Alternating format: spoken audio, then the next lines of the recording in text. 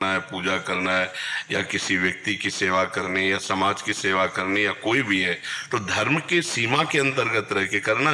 तो बहिरंग धर्म वो कोई दिखावा के लिए तो नहीं कर रहे ना, अपने धर्म की पूर्ति के लिए कर रहे हैं। तो वही बहिरंग धर्म हमारे अंतःकरण को पवित्र करके सत्य सनातन सच्चिदानंद प्रभु की तरफ लगा देगा।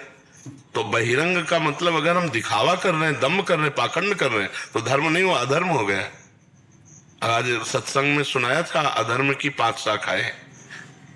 तो बहिरंग धर्म का तात्पर्य है हमारी धर्म की सीमा के अंतर्गत।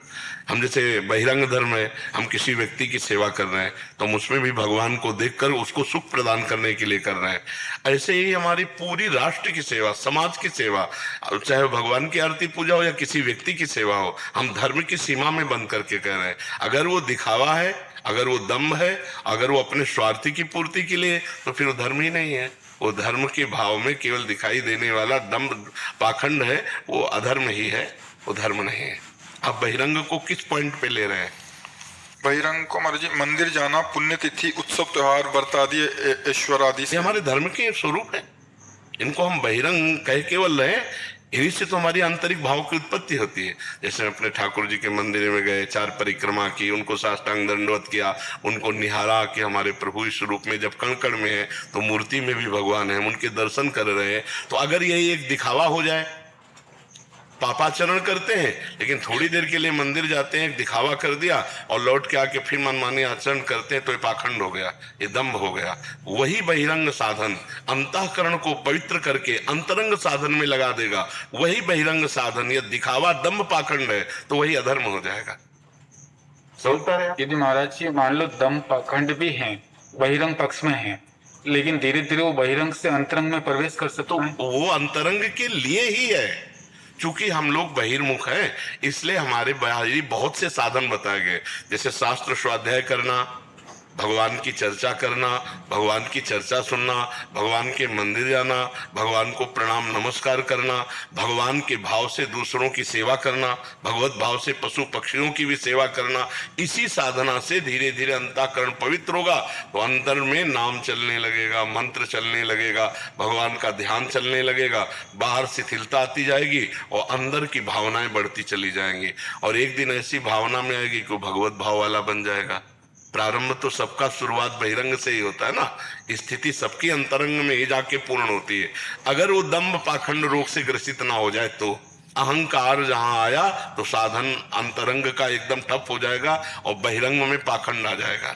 इसलिए सत्संग सुनता रहे, शास्त्र स्वाध्याय करता रहे, तो महापुरुषों के संग से और शास्त्र स्वाध्याय से बुद्धि शुद्ध रहेगी, तो बहिरंग से होते होते अंतरंग में पहुंच जाएगी और अंतरंग ही स्थिति होती है।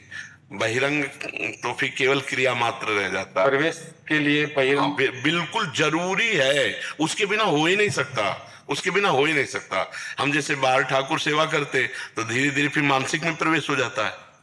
अगर बाहरी ठाकुर सेवा ना करे तो मानसिक में प्रवेश कैसे हो जाएगा? बाहरी सेवा आसक्ति ही। अब जैसे अपने ठाकुर को बहुत प्यार हम करते हैं, हमारे पास सामग्री तो है नहीं, तो भाव में डूब गए, हम ढेर सारे फूल का एक ऐसे बनाते हैं, उनमें प्रिया प्रीतम विराजमान करते हैं। अब हमारे पास कुछ है नहीं, इसमें पैसा तो लगा नहीं ना, भाव का है। सोने की चौकी, सोने की थाल, उसमें छोटी छोटी कटोरी और विविध प्रकार के पदार्थ जो हमारे भावने में आ रहे हैं। इसमें रसगुल्ला रख दिया, इसमें गुजिया रख दिया, समोसा रख दी, चटनी रख दी, फुलौड़ी, पकौड़ी, ऐसे विविध प्रकार के पदार्थ। अब हम पवा रहे हैं, सच्चा भोग लग रहा है पर आंतरिक लग रहा है। ये कब लगा? जब बाहरी सेवा में आसक्ति हुई, हमारे पास सामग्री है नहीं, लगता है अपने प्रभु को पहनाऊं, अपने प्रभु को भोग लगाऊं, तो वो जो लगता है वही अंदर का भाव बना। और भगवान भाव से ही मिलते हैं। भाव जहां अंतरंग बने तो महापुरुषों की गणना में आने लगता है, धीरे धीरे आंतरिक उन्नति होती चली जाती है। पर बाहरी सेवा के बिना नहीं, बाहरी क्रिया के बिना नहीं। उसे बहिरंग को हम अंतरंग का साधन समझें। बहिरंग जो है वो अंतरंग का साधन है और अंतरंग जो है वो स्थिति होती है, बहिरंग स्थिति नहीं होती। बहिरंग अंतरंग का साधन है और अंतरंग की स्थिति होती है। जो अंतरंग साधन है वो स्थिति होती है साधक की। बिना अंतरंग के बहिरंग का कोई ज्यादा खास महत्व नहीं है।